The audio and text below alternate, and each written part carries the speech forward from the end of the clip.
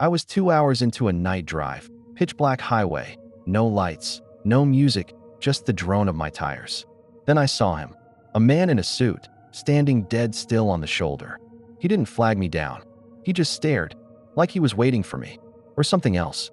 I passed him, heart racing. But 10 minutes later, another figure. Same suit, same stare, just standing in the dark. How could he be ahead of me? I hadn't seen any car. No side roads. Nothing. My grip on the wheel tightened. I didn't blink. I stopped at a rest area. Needed coffee. Sanity. I sipped, watching steam rise. Then, under the streetlight, I saw him again. Same man. Face emotionless, eyes fixed on me. He hadn't moved. But somehow, he was always ahead. Back on the road, I started doubting myself. Maybe I was hallucinating? Sleep deprived? But when I glanced in my rear view, I saw him in my back seat. For a split second, I swerved, heart in my throat. The seat was empty, wasn't it? I finally reached the hotel. Interview in the morning. I didn't sleep. I couldn't. That stare, it followed me in dreams. When I met the interviewer the next day, I froze. It was him. Same face, same eyes, calm, watching. I tanked the interview, barely coherent. He didn't say anything strange, but I couldn't shake the feeling. Like he knew, like he'd always known. I left dizzy. Maybe he never was real. Maybe he always was. Therapists said it was stress, a projection of fear. Logical, clean. But deep down, I know. That night, I wasn't driving alone. He's still out there, waiting on some roadside, for someone too tired to tell the difference. Gaslight came on just past midnight. I pulled into a sketchy roadside station, the kind with buzzing lights and one working pump. As I filled up, a man in an old hoodie stared from across the lot. Didn't blink, didn't move, just watched me like I was already his. I paid inside. Clerk barely looked up. When I walked back to my car, hoodie guy was gone. No cars nearby. Lot was empty, too empty. I got in quick, locked the doors. But as I pulled out, he stepped into my headlights, just smiling. Wide, like he knew a secret. I swerved around him and floored it. Road was narrow, forest on both sides. 10 minutes later, I saw him again, sitting on the guardrail, legs swinging. No way. There were no turns, no shortcuts. He had to have flown to get ahead. But he just sat and waved. Tried to calm down. Just a creep, I told myself. But then the tire warning flashed. Front left was losing pressure fast. I had no choice. Pulled over near a dimly lit pullout. Got out. The tire was slashed clean through. Deliberate. Sharp. Precise. I turned, and he was there. Hoodie guy, standing 20 feet back. I shouted. No answer. Just that same grin. Then a pickup truck pulled in behind me. An old guy stepped out, asked if I was okay. I nodded too fast. Just wanted to get away. He offered a ride. I hesitated, then looked back. Hoodie guy was gone. Nowhere. The trucker said he hadn't seen anyone. I got in. My phone had no signal. I asked where he was headed. He said, anywhere but here. Then he looked at me. You saw him too, huh? We rode in silence. My skin crawled. When we reached a small diner, I asked to stop. He nodded, but before I got out, he said, if you see him again, don't stop. Don't talk. And whatever you do, never let him smile. Then he drove off, leaving me shaking. Blizzard warning blinked on my phone, but I was already halfway through the drive. Empty mountain roads, snow slicing sideways through my headlights. I just wanted to make it to my dad's before midnight. Then I saw the diner, warm lights, open sign flickering. Inside, it was quiet. Too quiet. A waitress told me roads were closing. I should stay in town. A man at the bar, nursing a beer, looked over. Try the Mountain View Motel. Cheap and close. He said it like a warning, or a dare. I thanked him, lied that my name was Michelle. He smiled like he knew it wasn't. I paid, left fast. Snow thickened. When I pulled into the motel lot, it was nearly buried. Just a few cars. One running, someone inside. I didn't look long. The clerk gave me a key with a number scratched off and rewritten. Room 6. The door stuck. Inside, cheap bed, stained curtain, no phone. No Wi-Fi, despite the sign. I tried to text my dad. No bars. Then came a knock. I froze. I opened the door just a crack. It was the guy from the diner. Same coat, same weird smile. Left your lights on, he said. But my headlights were off. Thanks, I muttered. He didn't leave. Just stood there. Silent. Waiting. I closed the door, locked it, pushed the desk in front. Heart racing. How did he know my room? I hadn't told him. I hadn't said I'd even go. I sat on the bed, shaking. Then I noticed, on the nightstand, a key. Not mine. Room 9. I stepped outside. Snow everywhere. No footprints near my door. But his car? Gone. Completely. Room 9. Light on. Door opened just a little. I approached slowly. Hello. No answer. I pushed the door. Room was empty. Just one thing inside, my photo. From tonight. The photo was fresh. Taken through glass. I was sitting in the diner, looking out. I hadn't seen a camera. Or him. I backed out of room 9, heart pounding. Snow slammed my face. I ran to the front office. Locked. Lights off. Empty. Back in my room, I shoved the dresser against the door. Turned off all lights. Sat in silence. Hours passed. Then, I heard footsteps. Slow. Crunching snow outside. They stopped. Right outside room 6. My breathing halted. Then a knock. Gentle. Measured. I didn't move. Didn't breathe. The knock came again. Then silence. 10 minutes later, I peeked out the window. Nothing. Not even prints in the snow. As if the storm had erased him. Or he never stood there at all. Morning came gray and bitter. I left fast. The office was still empty, key drop box iced shut. I tossed the key on the desk and drove. But a mile out, I noticed it. My gas gauge dropping faster than it should. And the photo was gone from my bag. I pulled into a new town, found a station. Inside, a man behind the counter barely looked up. Pump 4, he said. Then added, You were at Mountain View, huh? I froze. What? He grinned. You're not the first one to run from that place. I tried to ask more, but he waved me off. Storm's coming back. You'd better be long gone before dark. I didn't argue. Fueled up, hit the road. But something felt off. Like someone was in the back seat. I didn't check. I just kept driving.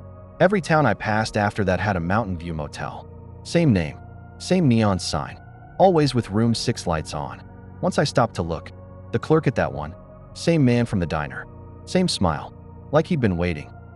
I didn't stop again. But the signs kept coming. Mountain View Motel. Next exit. Always lit. Always open. I started turning off the GPS, ignoring side roads. But somehow, I kept ending up near one. As if they were circling me. At one point, I passed a motel that looked exactly like the first. Same rust on the sign. Same flickering V. It couldn't be. I was 3 states away. But when I drove by, I saw room 6. Light on. Curtain moving. Like someone was watching. My phone buzzed. Unknown number. Just one message. Michelle. That name again. The fake one I gave him. I hadn't used it since. I blocked the number instantly. Next town. No signal. Every time I tried to call someone, I got static. I stopped at a library. Old. Dusty. But had internet. I searched Mountain View Motel disappearances. Nothing helpful. But on a forgotten forum thread, someone wrote, If you see room 6, leave. If you see yourself inside, run. That night, I stayed at a chain hotel. Cameras. Crowds. Lights. I should have felt safe. I didn't. The room across from mine. 206. The 6 was half broken. Glowed red. When I left the next morning, the door was open. Empty inside, except for one thing on the floor. It was the same photo again. Only this time, I wasn't alone in it. Behind me, barely visible, was the diner man. His face half shadowed. And another shape in the window. Something tall. Wrong. Like it didn't belong in this world. I burned the photo. Tossed it in the hotel trash. But when I got in my car, it was on the passenger seat. Undamaged. I didn't scream. Didn't panic. I just drove. Because I was starting to understand something. This wasn't a person. It was a pattern. Patterns repeat. People disappear. But no one's missing them. Because they're not taken all at once. Just replaced. I think that's what he is. Not a man. A mask. And every Mountain View is a mouth. Waiting to swallow someone tired enough to stop. I started recording myself each morning. Just in case. My voice, my name, my thoughts. If I ever forgot who I was, I'd have proof. But one day, I played one back, and the voice wasn't mine. It was his. Calm. Cold. Saying my lines. That night I slept in my car. On the edge of town. No signs. No motels. Woke up freezing, windshield frosted over. But when I wiped it clear, I saw it, written backward in the ice. from the inside. Check in. My breath caught. I hadn't touched the glass. I bolted. Didn't even start the car right. Skidded out, nearly hit a tree. Behind me, deep in the woods, I saw lights. Neon red. Faint, but familiar. The mountain view glow. No building. Just light. Like it was inside the trees. I found a church parking lot. Slept under the steeple, engine running. Nothing happened, but the radio kept switching stations by itself. All static, except one voice, whispering, "We always have a room." I yanked the battery out. Still heard it. I met a woman once who looked off. Eyes too wide. Smile too slow. We talked briefly. She asked where I'd stayed. I lied, but she leaned close, sniffed my coat, and said, "Oh, you've been inside." I didn't answer. I just left. Fast. Since then, I've kept moving. Never the same route twice. No small towns. No unlit roads.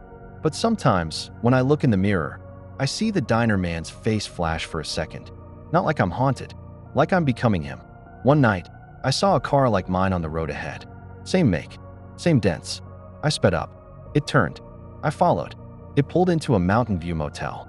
I parked nearby, heart in my throat. The driver got out. Looked just like me. Same clothes. Same face.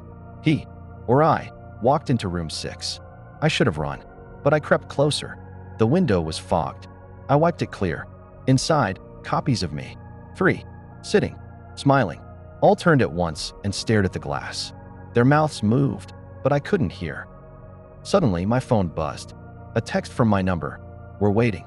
I dropped it and ran. Didn't stop until sunrise. I don't know what that place is, but it watches. It remembers. And when you stare too long, it stares back. Since that night, mirrors glitch. My reflection delays. Lags. Once it smiled before I did. Another time, it didn't smile at all. I broke it with a lamp. Shard still showed me. Not my face, but his.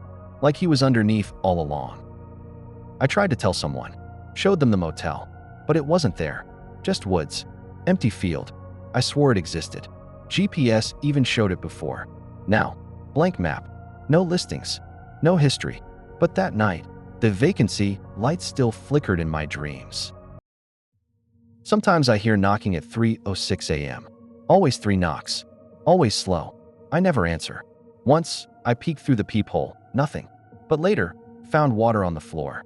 Bare footprints. Leading from the door to my bed. I moved again last week. Tossed everything connected to that night. But this morning, in my mailbox, no return address, was a motel key. Room 6. Scratched, rusted. And on the back, written in sharp ink. Check-in confirmed. I burned the key. Watched it melt in my sink. But the next morning, it was back in my jacket pocket. Cold. Clean. Unburned. I threw it into a river. That night, I woke up clutching it in my hand. My knuckles bruised from gripping it too tight. I started dreaming in loops. Same hallway. Same door. Same whisper, "Come home." And every time I reached for the handle, I'd wake up screaming. Once, I didn't wake up. Just opened the door. Inside was snow. A diner. And him. He was always seated at the bar. Face calm. Beer in hand. "You ready now?" he'd ask. I never answered. But this time I did. I said, "No." He smiled wider than humanly possible. "You said yes the first time." Then I woke up, key on my chest. I tried checking into a hospital.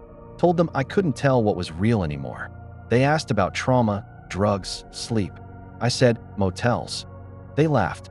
But when I showed the key, one nurse went pale. Said nothing. Just slipped out the room. She found me in the hallway later. Shaking.